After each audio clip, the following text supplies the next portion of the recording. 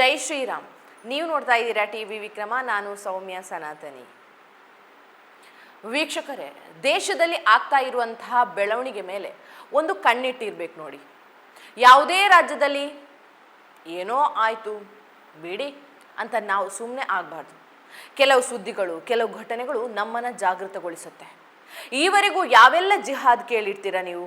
Love ಜಿಹಾದ್, land ಜಿಹಾದ್, food ಜಿಹಾದ್, gym ಜಿಹಾದ್ ಕೇಳಿರ್ತೀರ. ಇತ್ತೀಚೆಗೆ ಹುಬ್ಬಳ್ಳಿಯಲ್ಲಿ gym ಜಿಹಾದ್ ದೊಡ್ಡ ಸುದ್ದಿ ಆಗಿತ್ತು. ಜಿಮ್ಗೆ ಬರ್ತಿದ್ದಂಥ ಹಿಂದೂ ಯುವತಿಯನ್ನು ಬಲೆಗೆ ಬೀಳಿಸಿ ಲವ್ ಜಿಹಾದ್ ಮಾಡಿದ್ದ. ದೊಡ್ಡ ಹೋರಾಟ ಕೂಡ ನಡೆದಿತ್ತು. ಇತ್ತೀಚೆಗೆ ಇಂತಹ ಜಿಹಾದಿಗಳು ನಡೀತಲೇ ಇವೆ ನೋಡಿ. ಲವ್ ಜಿಹಾದ್ ಅಂದರೆ ಮುಸ್ಲಿಂ ಯುವಕರು ಹಿಂದೂ ಯುವತಿಯರನ್ನು ಪ್ರೀತಿಯ ಬಲೆಯಲ್ಲಿ ಬೀಳಿಸಿ ಮದುವೆ ಆಗ್ತಾರೆ. ಕೊನೆಗೆ ಮುಸ್ಲಿಂ ಧರ್ಮಕ್ಕೆ ಮತಾಂತರ ಮಾಡ್ತಾರೆ. ಇದು ಲವ್ ಜಿಹಾದ್. ಯಾಕೆ ಹಿಂದೂ ಯುವಕರು ಮುಸ್ಲಿಂ ಯುವತಿಯರನ್ನು ಮದುವೆ ಆಗಲ್ವಾ ಅಂತ ಪ್ರಶ್ನೆ ಮಾಡಬಹುದು.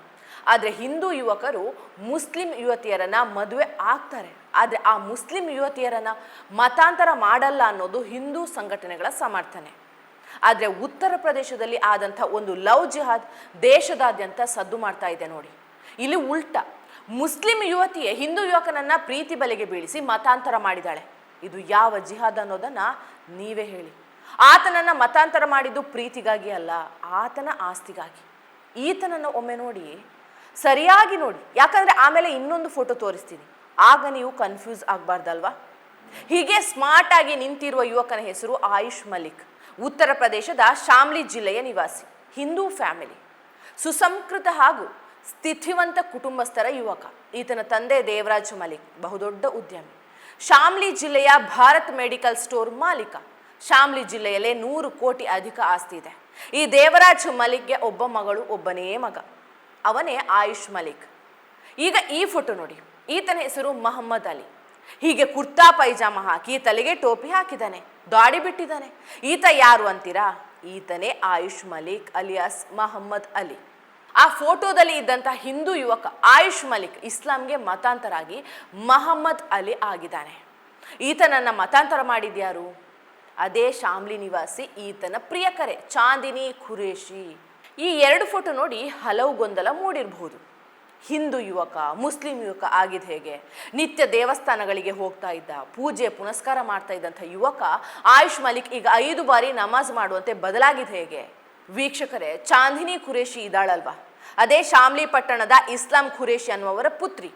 ಇಸ್ಲಾಂ ಖುರೇಶಿ ಏನ್ ಕೆಲಸ ಮಾಡ್ತಾನೆ? ಅದೇ ಶಾಮ್ಲಿ ಪಟ್ಟಣದಲ್ಲಿ ಹಣ್ಣಿನ ವ್ಯಾಪಾರಿ. ಈ ಚಾಂದಿನಿ ಖುರೇಶಿ ಒಂದು ಆಸ್ಪತ್ರೆಯಲ್ಲಿ ಕೆಲಸ ಮಾಡ್ತಾ ಇರ್ತಾಳೆ. ಅದೇ ಆಸ್ಪತ್ರೆಯಲ್ಲಿ ಈ ಆಯುಷ್ ಮಲಿಕ್ ಫಿಸಿಯೋಥೆರಪಿ ಮಾಡಿಸ್ಕೊಳ್ತಿರ್ತಾನೆ. ಅಲ್ಲಿ ಇಬ್ಬರಿಗೂ ಮೊದಲು ಪರಿಚಯ ಆಗುತ್ತೆ. ಇಬ್ಬರ ನಡುವೆ 4-5 ವರ್ಷ ಪ್ರೀತಿ ಬಳಿಕ 2023ರಲ್ಲಿ ದೆಹಲಿ ಮಸೀದಿಯೊಂದರಲ್ಲಿ ನಿಖಾ ಮಾಡ್ಕೊಳ್ತಾರೆ. ಆಗ ಆಯುಷ್ ಮಲಿಕ್ ಮೊಹಮ್ಮದ್ ಅಲಿಯಾಗಿ ಬದಲಾಗ್ತಾನೆ. ಆಯುಷ್ ಮಲಿಕ್ ಕುಟುಂಬಸ್ಥರಿಗೆ ಈತ ಮದುವೆ ಆಗಿದ್ದೇ ಗೊತ್ತಿರಲಿಲ್ಲ. ಮುಸ್ಲಿಂ ಆಗಿ ಬದಲಾಗಿದ್ದು ಗೊತ್ತಾಗಲ್ಲ. ಚಾಂದಿನಿ ಅವರ ಮನೆಯಲ್ಲಿರ್ತಾಳೆ, ಆಯುಷ್ ಮಲಿಕ್ ಅವರ ಮನೆಯಲ್ಲಿರ್ತಾನೆ. ಆದರೆ ಕುಟುಂಬಸ್ಥರೊಂದಿಗೆ ಮಗ ಇತ್ತೀಚೆಗೆ ಸರಿಯಾಗಿ ಮಾತಾಡಲ್ಲ, ದೇವಸ್ಥಾನಕ್ಕೆ ಕರೆದ್ರೆ ಬರಲ್ಲ, ಒಬ್ಬನೇ ರೂಮ್ನಲ್ಲಿ ಇರ್ತಾನೆ ಅಂತ ಅನುಮಾನ ಬರುತ್ತೆ. ಇತ್ತೀಚೆಗೆ ಒಂದು ದಿನ ಚಾಂದಿನಿ ಖುರೇಶಿ ತಂದೆ ಇಸ್ಲಾಂ ಖುರೇಶಿ ಆಯುಷ್ ಮಲಿಕ್ ತಂದೆ ದೇವರಾಜರನ್ನ ಭೇಟಿ ಆಗ್ತಾರೆ. ನಿಮ್ಮ ಮಗ ನಮ್ಮ ಮಗಳು ಮದುವೆ ಆಗಿದ್ದಾರೆ, ಹೀಗಾಗಿ ನಿಮ್ಮ ಇಡೀ ಆಸ್ತಿಯನ್ನು ನೀವು ನಮ್ಮ ಮಗಳಿಗೆ ಬರ್ಕೊಡಿ ಅಂತಾರೆ. ಆಗ ಆಯುಷ್ ಮಲಿಕ್ ಕುಟುಂಬಕ್ಕೆ ಆಘಾತ ಆಗತ್ತೆ. ಆಗಲೇ ಮಗನ ಅಸಲಿ ಬಣ್ಣ ಬಯಲಾಗುತ್ತೆ. ಅಷ್ಟೊತ್ತಿಗಾಗಲೇ ಆಯುಷ್ ಮಲಿಕ್ ಮೊಹಮ್ಮದ್ ಅಲಿಯಾಗಿ ಬದಲಾಗಿರ್ತಾನೆ. ಆಯುಷ್ ತಂದೆ ದೇವರಾಜ್ ಹೇಳೋ ಪ್ರಕಾರ, ಚಾಂದಿನಿ ತಮ್ಮ ನಮ್ಮ ಮೆಡಿಕಲ್ನಲ್ಲಿ ಕೆಲಸ ಮಾಡ್ತಾ ಇದ್ದ, ನಮ್ಮ ವ್ಯವಹಾರ ಹಾಗೂ ಕೋಟಿ ಆಸ್ತಿ ಬಗ್ಗೆ ಅವರ ಕುಟುಂಬಕ್ಕೆ ಗೊತ್ತಿತ್ತು. ನನಗೆ ಒಬ್ಬನೇ ಮಗ, ಹೀಗಾಗಿ ನನ್ನ ಇಡೀ ಆಸ್ತಿ ಲಪಟಾಯಿಸಲಿಕ್ಕೆ ನನ್ನ ಮಗನಿಗೆ ಬೆದರಿಕೆ, ಬ್ಲ್ಯಾಕ್ ಮೇಲ್, ಕಿರುಕುಳ ಕೊಟ್ಟು ಮತಾಂತರ ಮಾಡಿದ್ದಾರೆ ಅಂತ ಆರೋಪ ಮಾಡಿದ್ದಾರೆ. ಮಗ ಮುಸ್ಲಿಂ ಆಗಿದ್ದು ನೋಡಿ ಕಂಗಾಲಾದಂತಹ ದೇವರಾಜ್ ಮಲಿಕ್ ದೂರು ಕೊಡ್ತಾನೆ. ಉತ್ತರ ಪ್ರದೇಶದಲ್ಲಿ ಮೊದಲೇ ಯೋಗಿ ಸರ್ಕಾರ ಇಂಥ ಪ್ರಕರಣ ಅಂದರೆ ಬಿಡ್ತಾರಾ? SIT ರಚನೆ ಮಾಡಿದ್ದಾರೆ. ತನಿಖೆ ಮುಂದುವರೆದಿದೆ. ಚಾಂದಿನಿ ಖುರೇಶಿ ಹಾಗೂ ಅವಳ ತಂದೆ ಇಸ್ಲಾಂ ಖುರೇಶಿ ಬಂಧನ ಮಾಡಲಾಗಿದೆ. ಆದರೆ ಆಯುಷ್ ಮಲಿಕ್ ಮಾತ್ರ, ನನ್ನನ್ನು ಯಾರೂ ಮತಾಂತರ ಮಾಡಲಿಲ್ಲ, ನಾನು ಪಾಕಿಸ್ತಾನದ ಡಾಕ್ಟರ್ ಇಶಾರ್ ಅಹಮದ್ರಿಂದ ಪ್ರಭಾವಿತನಾಗಿದ್ದೇನೆ, ನಾನು ಸ್ವಯಂ ನಿರ್ಧಾರದಿಂದಲೇ ಮುಸ್ಲಿಂ ಆಗಿ ಬದಲಾಗಿದ್ದೇನೆ ಅಂತೆಲ್ಲ ಮೀಡಿಯಾದವರಿಗೆ ಬೈಟ್ ಕೊಡ್ತಾನೆ. ಅಂದರೆ ಯಾವ ರೇಂಜಿಗೆ ಈತನನ್ನು ಮೈಂಡ್ ವಾಶ್ ಮಾಡಲಾಗಿದೆ ಯೋಚಿಸಿ.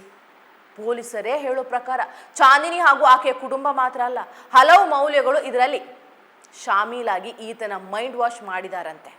ಈ ಪ್ರಕರಣದಲ್ಲಿ ಅಂತಾರಾಷ್ಟ್ರೀಯ ಷಡ್ಯಂತ್ರ ಇದೆ ಅನ್ನೋದು ಪೊಲೀಸರ ಮೂಲಗಳ ಮಾಹಿತಿ. ಚಾಂದಿನಿ ಕುರೇಶಿಗೆ ಆಸ್ತಿ ಲಪಟಾಯಿಸುವ ಉದ್ದೇಶ ಇರಲಿಲ್ಲ ಅಂದರೆ ಮಹಮ್ಮದ್ ಅಲಿ ಅಂತ ಯಾಕೆ ಹೆಸರು ಬದಲಿಸಿದ್ದು? ನಿಮ್ಮದು ನಿಷ್ಕಲ್ಮಶ ಪ್ರೀತಿ ಅಂದರೆ ಆಯುಷ್ ಮಲಿಕ್ನೇ ಮದುವೆ ಆಗಿ ಅವರ ಮನೆಗೆ ಬಂದು ಇರಬಹುದಿತ್ತಲ್ವಾ? ಮದುವೆಯಾಗಿ ಕುಟುಂಬಸ್ಥರಿಗೆ ಹೇಳದೆ ಮುಚ್ಚಿಟ್ಟಿದ್ಯಾಕೆ? ಆಯ್ತಪ್ಪ, ಆಯುಷ್ ಕುಟುಂಬಸ್ಥರ ಭಯದಿಂದ ಮದುವೆ ಬಗ್ಗೆ ಹೇಳದೆ ಇರಬಹುದು ಅಂದ್ಕೊಳ್ಳೋಣ. ಚಾಂದಿನಿ ಅಪ್ಪ ಆಯುಷ್ ಮಲಿಕ್ ತಂದೆಗೆ ನಿಮ್ಮ ಆಸ್ತಿಯನ್ನ ನನ್ನ ಮಗಳ ಹೆಸರಿಗೆ ಬರೀರಿ ಅನ್ನಲ್ವಾ? ಯಾವುದೇ ದುರುದ್ದೇಶ ಇಲ್ಲದೆ ಹೋಗಿದ್ದಿದ್ರೆ ಮದುವೆ ಆಗಿದ್ದೇವೆ ಅಂದರೆ ಚಾಂದಿನಿ ತಂದೆ ಬಂದು, ಸರ್ ನಿಮ್ಮ ಮಗ ನಮ್ಮ ಮಗಳು ಇಬ್ಬರು ಮದುವೆ ಆಗಿದ್ದಾರೆ, ಮನೆಗೆ ನಿಮ್ಮ ಸೊಸೆ ಕರ್ಕೊಂಡು ಹೋಗಿ ಅನ್ಬೇಕಿತ್ತಲ್ವಾ? ಪೊಲೀಸರೇ ಹೇಳೋ ಪ್ರಕಾರ ಇದು ಪಕ್ಕಾ ಮಹಾ ಷಡ್ಯಂತರ. ದೇವರಾಜ್ ಮಲಿಕ್ ಹೆಸರಲ್ಲಿ ಇರುವಂಥ ಕೋಟಿ ಕೋಟಿ ಆಸ್ತಿ ಒಬ್ಬನೇ ಮಗ, ಆತನನ್ನು ಬುಟ್ಟಿಗೆ ಹಾಕಿಕೊಂಡ್ರೆ ಆಸ್ತಿ ಹೊಡಿಬಹುದು ಅನ್ನೋ ಪ್ಲ್ಯಾನ್. ಆಯುಷ್ ಮಲಿಕ್ ಮಾತ್ರ ಅವರ ಕುಟುಂಬಸ್ಥರ ಮಾತೇ ಕೇಳಲ್ವಂತೆ. ಆದ್ರೆ ಚಾಂದಿನಿ ಕುಟುಂಬಸ್ಥರು ಹೇಳೋ ಮಾತು ವೇದವಾಕ್ಯವಂತೆ.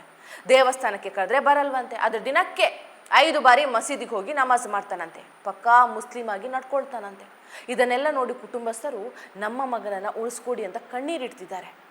ವೀಕ್ಷಕರೇ, ಇದು ಹೊಸ ಮಾದರಿ ಲವ್ ಜಿಹಾದ್. ಇಷ್ಟು ದಿನ ನಾವು ಮುಸ್ಲಿಂ ಯುವಕರು ಶ್ರೀಮಂತ ಹಿಂದೂ ಯುವತಿಯರನ್ನ ಲವ್ ಜಿಹಾದ್ ಮಾಡಿದ್ದು ನೀವು ಕೇಳಿರ್ತೀರ. ಆದ್ರೆ ಈಗ ಶ್ರೀಮಂತ ಹಿಂದೂ ಯುವಕನನ್ನ ಮುಸ್ಲಿಂ ಯುವತಿ ಲವ್ ಜಿಹಾದ್ ಮಾಡಿದಾಳೆ. ಈ ಪ್ರಕರಣದ ತನಿಖೆ ಪಾಕಿಸ್ತಾನದವರೆಗೂ ಮುಟ್ಟಿದೆ.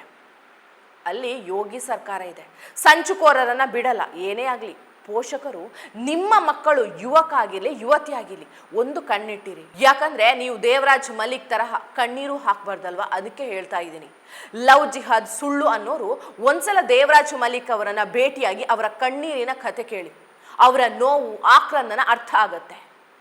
ನೆನ್ಪಿರ್ಲಿ, ಲವ್ ಜಿಹಾದ್ ಅನ್ನೋದು ಮಹಾ ಸಂಚು, ಷಡ್ಯಂತರ. ಅದಕ್ಕೆ ಬಲಿಯಾಗಬೇಡಿ. ಜೈ ಶ್ರೀರಾಮ್.